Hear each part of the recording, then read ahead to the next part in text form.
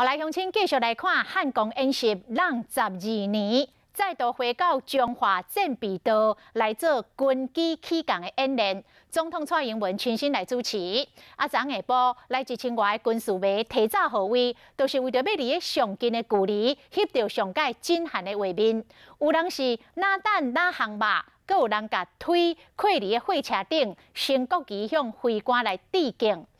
演练一个结束，大塞车短短5分钟的路程，要驶20分钟。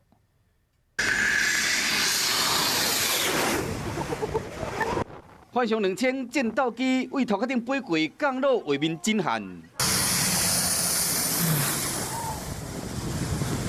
经过12天汉光演习，搁伫中华战备跑道举行战机起降演练，为了这个时刻，几千名军事迷整一天下晡就去现场准备。烤肉顺便联谊就对了。对。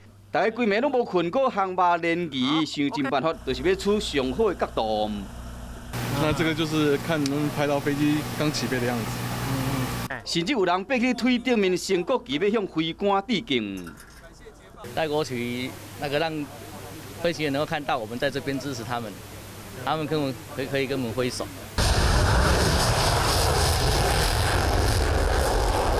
战机哩透早起飞，声有够大声，互军事迷讲有够过瘾。是讲演习一个结束，车流和附近的小路啊拢塞车。一